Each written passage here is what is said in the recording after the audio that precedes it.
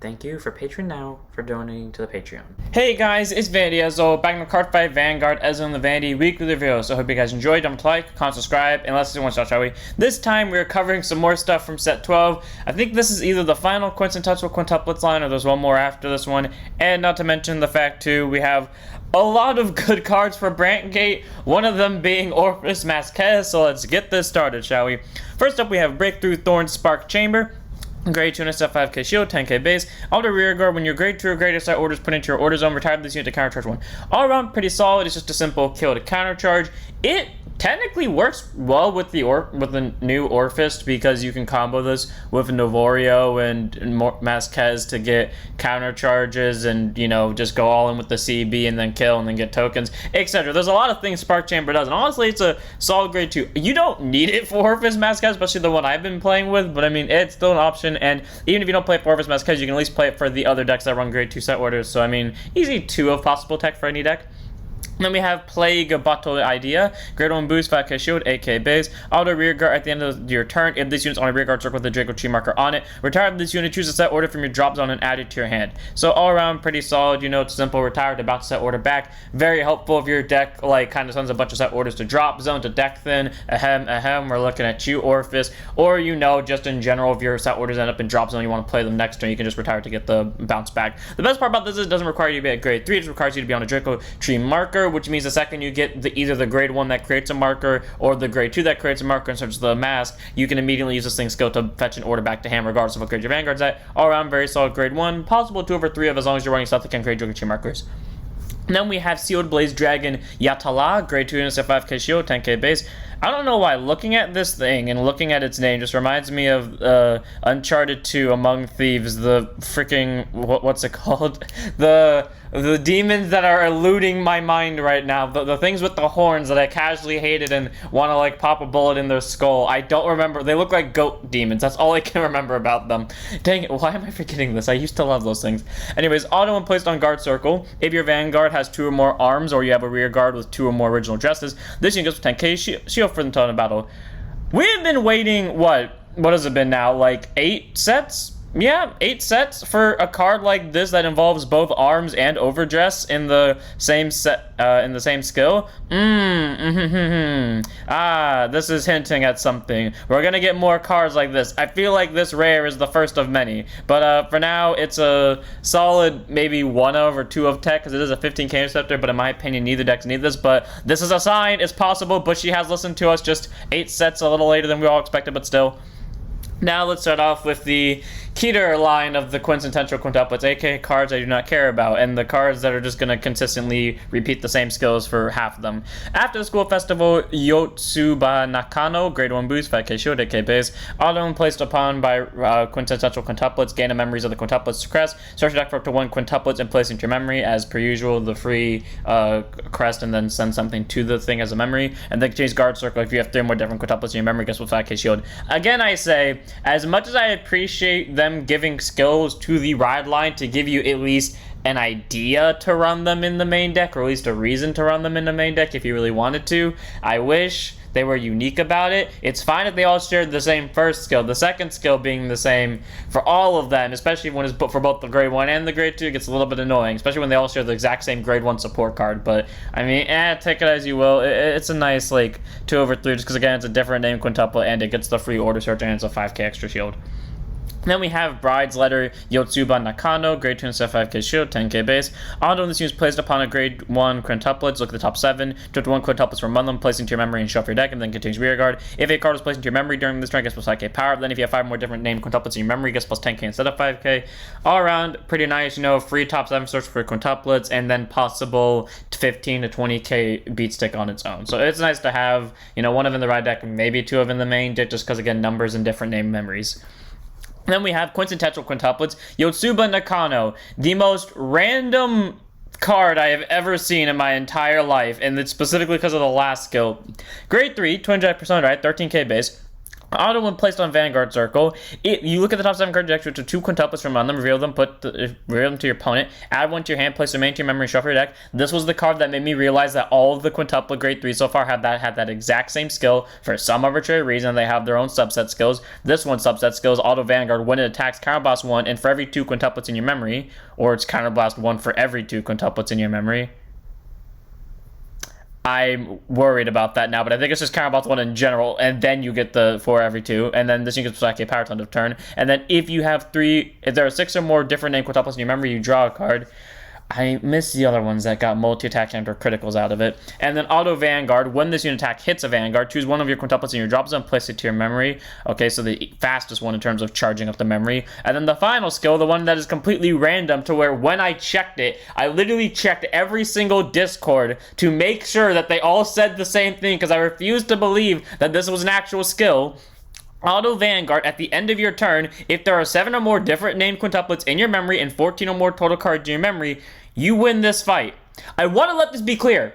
You can't pull this off on first grade 3 turn because it's at the start of the turn, so that would imply that you somehow made it to grade 3 before your first grade 3 turn. But the second your second grade 3 turn rolls around, if you have the 14 or more cards in your memory and at least 7 of them are different names, that's an instant win. I refuse to believe this is an actual skill on this card, but I actively checked it several times, and nope, it's a skill on this card. I don't believe it.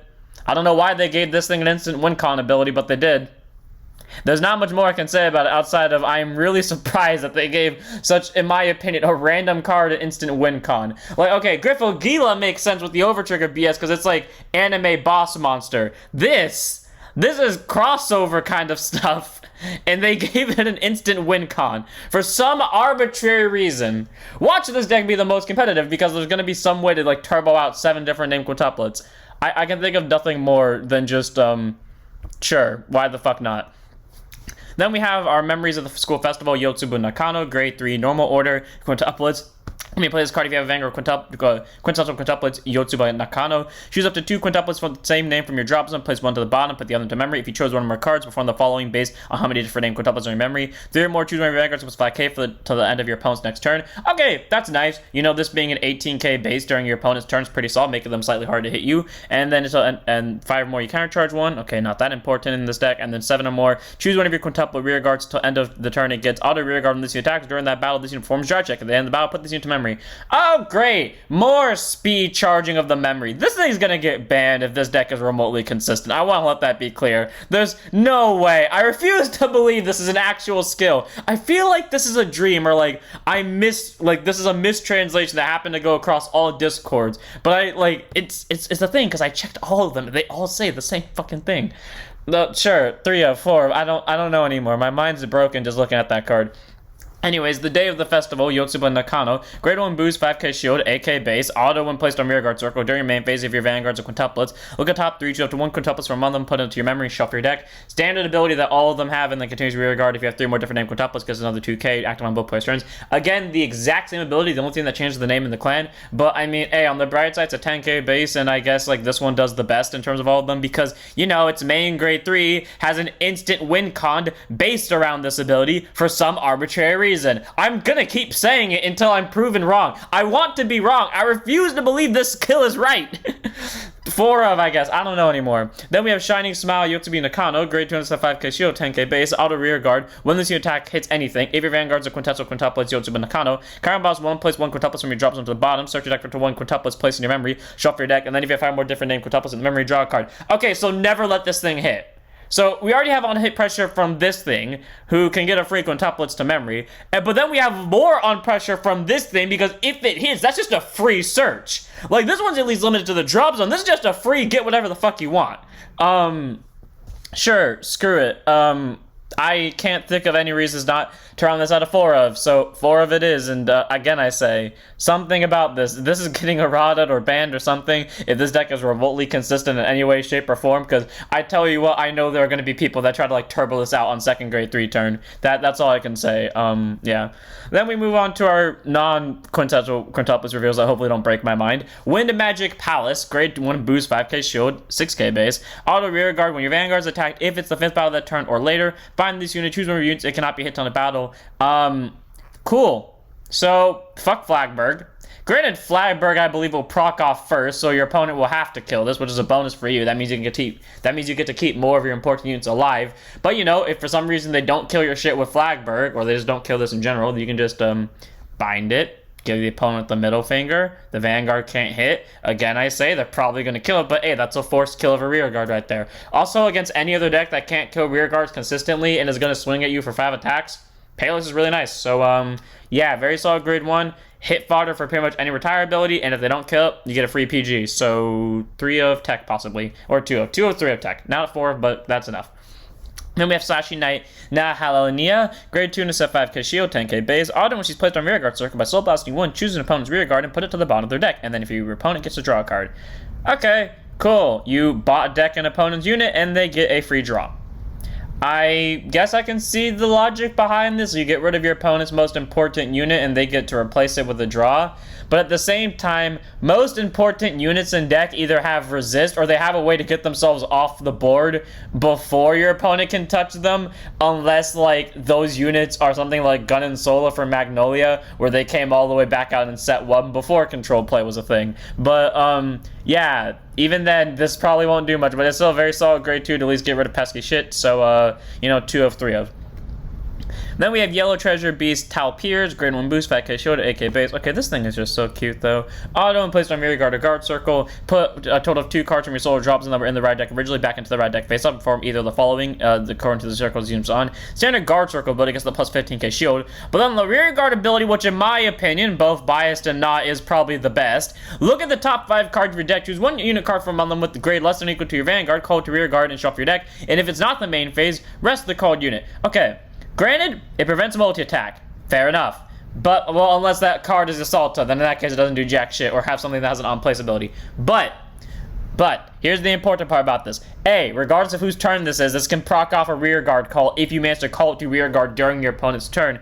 And B, unlike the other ones that are like draw or a little bit of power, this can get a rear guard, leading to some stupid shenanigans because none of its skill costs CB or Soul B. Well, I mean, technically this costs a 2 Soul Blast if you pull them from Soul B. You're probably going to pull them drops them first.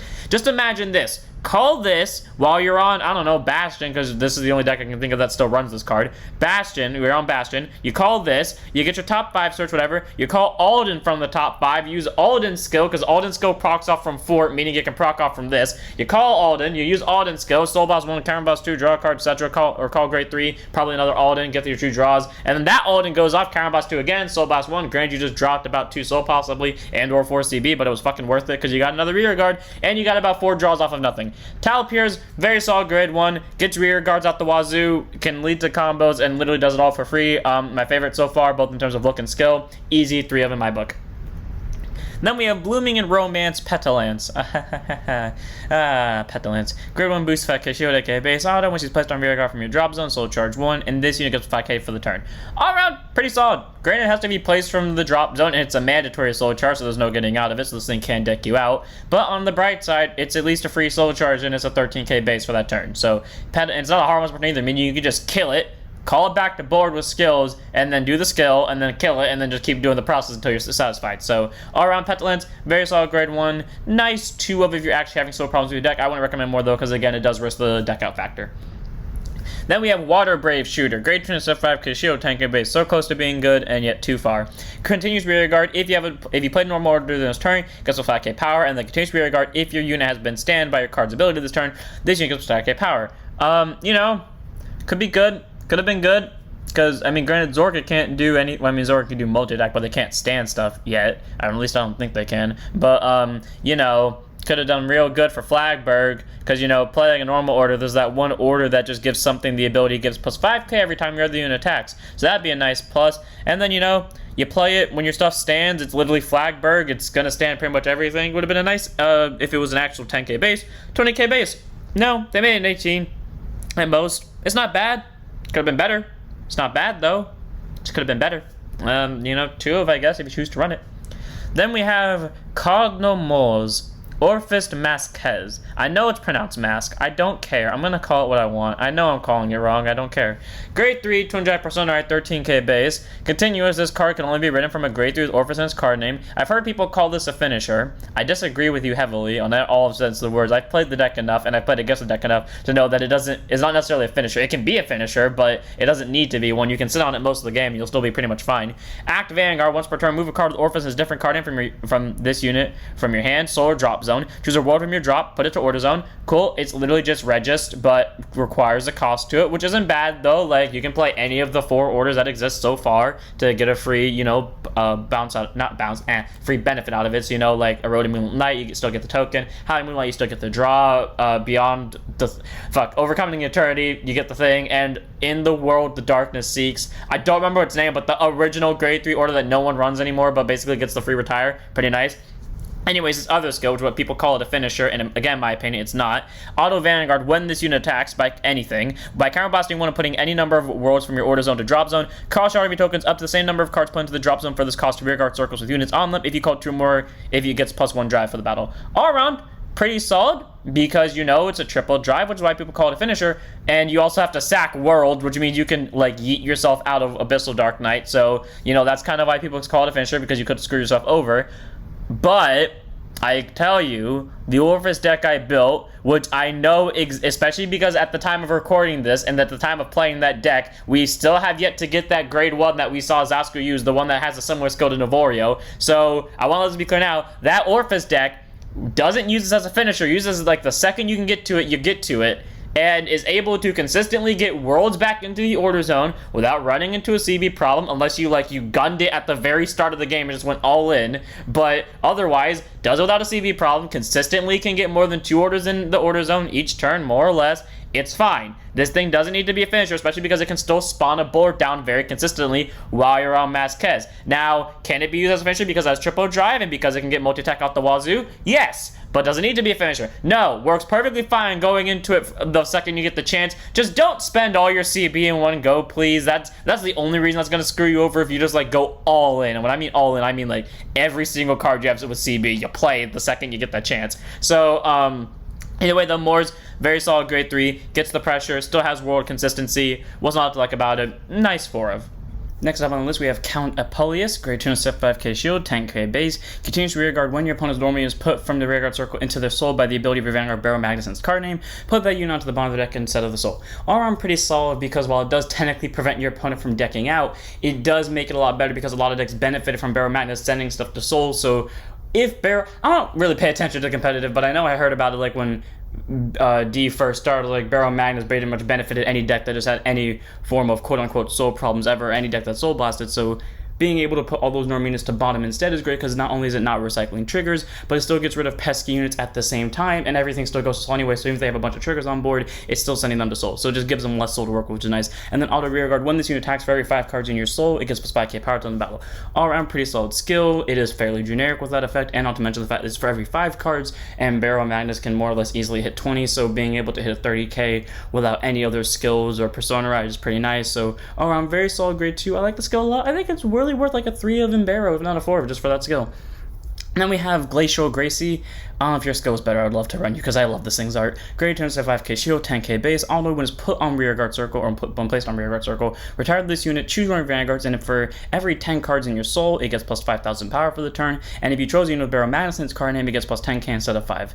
All around pretty solid because it can be placed from anywhere, and not to mention the fact it can still, I think it can be placed from anywhere. The Japanese is making me feel otherwise, but still being able to get an additional 10k or at least 5k for every 10 cards in soul is pretty nice. But then also it could possibly be a 10k if you chose a Barrow Magnus unit. All around very solid grade 2. I like the skill of it a lot, and it's just nice to have. So 2 over 3 of in its regard. And next up we have our Orfist support cards. First we have the Dragon She Ret Cyber Catiel, aka the Master for Brancate, grade 2 and 5k shield, 10k base. Auto when it's placed on Vanguard, when it's placed on rearguard circle. Current +1 and soul +1, and choose one of your rearguards with a Draco Chi marker on them. Put a Draco Chi marker on it, then select your deck for 1 Mask of Fruitagram. Reveal, put it in your hand, shuffle your deck. All around, pretty solid. It gets a free order to hand, and you get the top 5 stars, and then you get the extra 5k on top of the Draco Chi marker. It's a really good card. In my opinion, Orfist Orfist Masques doesn't need this because they're already swinging with 15k base shadow tokens that are probably going to be swinging for at least 25. So, yeah, I mean, without boosters, by the way. So, I mean, it's still a very solid card, but, like, from what I've seen of Orfist, you don't need this, and the CB would be kind of making it a lot more, I guess, CB heavy. So, it's still a good card. If you need it for your mass searching, then go ahead and run it, but in my opinion, you don't need it. But if you are going to run it, 2 over 3 of. And then we have Cardinal Principal, Opart, and I was dead right about what this thing's skill would be. Great on boost, 5k shield, 8k base, on when placed on rearguard circle, if you have a Vanguard Orphan's card in, Karen +1, charge gift to 1 world card and discard and shuffle the deck. All around pretty solid. It works on Bridges, it works on OG, it works on Masques. Very good card. It just gets a order to drop zone off for the simple cost of a counterblast. I really wish this was a Soul Blast. I really wish this was a Soul Blast instead of a CB, but I'll take what I can get. And then auto when it's retired from your rearguard circle. If your Vanguard is Cardinal, Moors, Orfist, Masques, you may call Shadow token rearguard.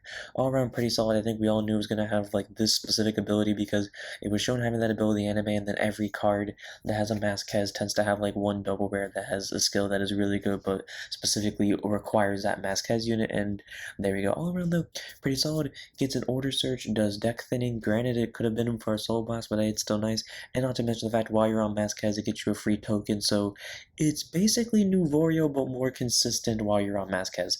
On Opart, very solid grade 1. If you run this in Masques, you either get rid of new Vorio for it, or you find some way to run them both consistently at a 3 or 4. Either way, Opart, very solid grade 1, and I don't think Masques can do without it. And without further ado, I'm going to end this one here, because that's all we have for today for card reveals. So I hope you guys enjoyed.